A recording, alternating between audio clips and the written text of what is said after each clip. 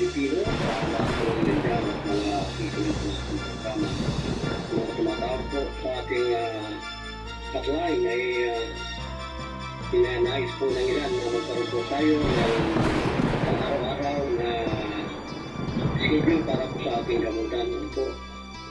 Kaya po ibibigyan po ng daan at approval ng inyong lingkod at ang gamutan po natin ngayon ay araw-araw na pa rin po ngayon.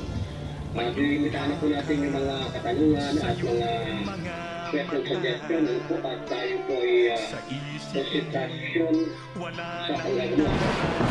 Yan po ang nais po ng ilan at sapagkat yung nga pong tumawag sa atin na may dengue at merong lagnat ay ayun na.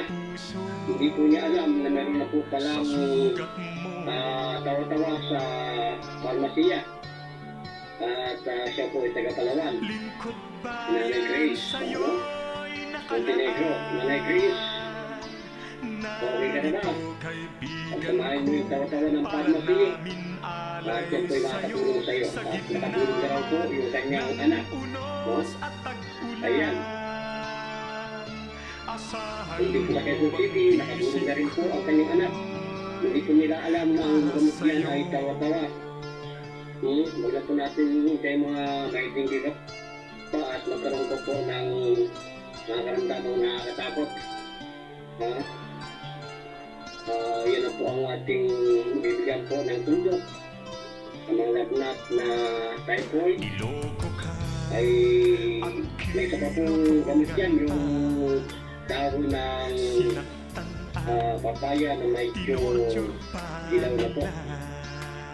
Ay ating pong bibigyan po ng magandang ang aking buhay natin ay bibigay po ng magandang halimbawa sa gamutan ng mga papaya at saka tawa-tawa. Yan po ang maganda. So lahat po ay niyato po natin na magpunta po araw-araw, gabi-gabi, magat hapon, nandiyan po ang ating programa para po sa inyo lahat. Excuse me po para sa lahat medyo nagkaroon po lang ng content trouble. Vamos, gracias sa lahat po ng nakikinig dyan. Nawawala po tayo ng signal sa ating pong internet, kaya po ito nawawala po yung aking sarili, kaya po paalam, mabuhay, vamos, lingkod bayan, sagip kapwa, mabuhay.